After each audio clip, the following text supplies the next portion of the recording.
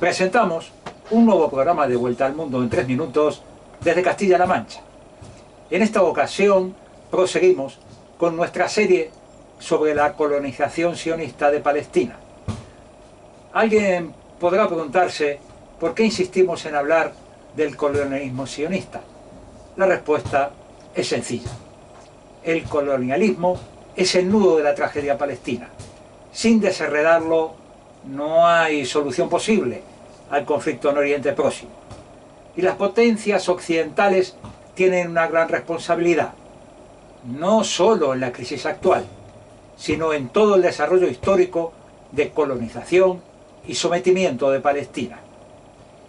Esta responsabilidad se remonta a 1917, año en que Gran Bretaña desplaza al Imperio Otomano en el control de la zona. Su entonces ministro de Exteriores, Arthur James Balfour, declaró que su gobierno contemplaba favorablemente el establecimiento en Palestina de un hogar nacional para el pueblo judío y que haría todo lo posible para facilitar el logro de ese objetivo. Bien entendido, añadía, que no se hará nada que pueda perjudicar los derechos civiles y religiosos de las comunidades no judías existentes en Palestina. Con el tiempo, este texto se conocería por el apellido de su autor, la Declaración Balfour. En ese momento, solo el 6% de la población en Palestina era judía y el 94% restantes eran árabes palestinos. Sin embargo, la declaración del Ministerio de Exteriores británico es muy curiosa. Presten atención. Se refería a ellos por lo que no eran, no judíos, no por lo que eran, árabes palestinos, intentando hacer realidad que lo que no se nombra no existe. Mientras los británicos hablaban de la constitución de un hogar judío, sin perjudicar los derechos de los no judíos, el principal dirigente sionista de la época, Zvi Jabotinsky, señalaba que cualquier población autóctona del mundo se resiste a los colonos mientras tenga la más mínima esperanza de poder librarse del peligro de ser colonizada. La colonización, añadía, solo puede avanzar y desarrollarse bajo la protección de un poder que sea independiente de la población autóctona, situado tras una muralla de hierro que ésta no pueda traspasar. Obviamente, los dirigentes británicos eran conocedores de estos planes y más allá del calculado lenguaje diplomático, los apoyaban, ya que coincidían con sus intereses geoestratégicos. Un futuro Estado judío, pensaban, formado mayoritariamente por sionistas procedentes de Europa, les proporcionaría un aliado en una zona importante para el Imperio británico, ya que no confiaban en los árabes, a quienes veían como pueblos atrasados, lejos de la modernidad capitalista que sí les atribuían a los sionistas europeos. La puesta en marcha de la colonización pronto provocó la resistencia palestina y rompió la tradicional convivencia pacífica entre judíos y árabes en la zona. La compra de grandes extensiones de tierra fértil por los colonos sionistas, acompañada de la expulsión de la población autóctona, impulsó la resistencia palestina frente al sionismo. Las élites palestinas se dirigieron a funcionarios británicos en Jerusalén y en Londres.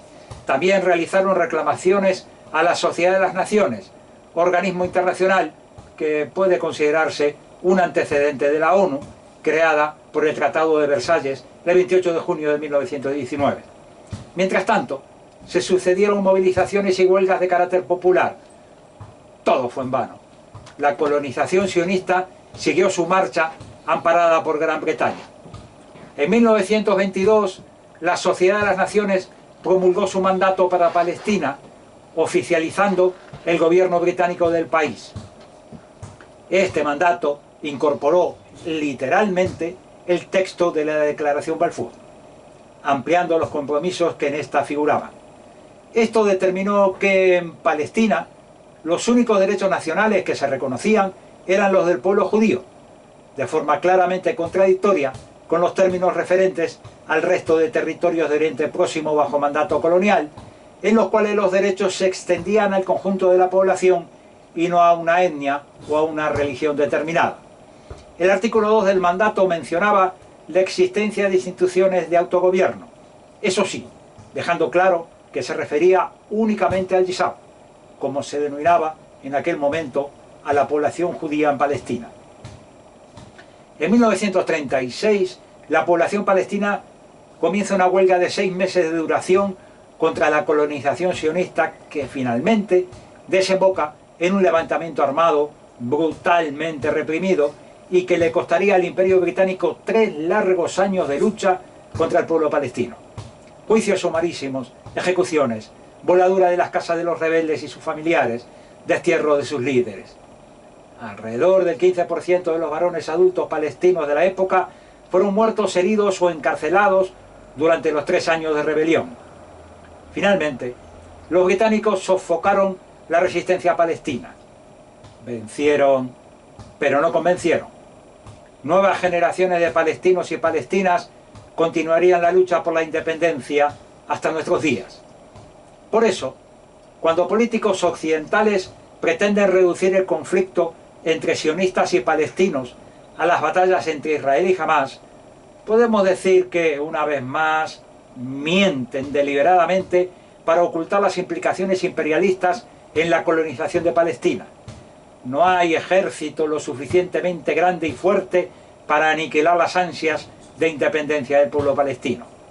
A quien quiera ampliar sus conocimientos sobre este proceso colonial, le recomiendo el libro de Rashid Khalati, Palestina, 100 años de colonialismo y resistencia, uno de los estudios mejor documentados sobre la vida palestina en los siglos XX y XXI.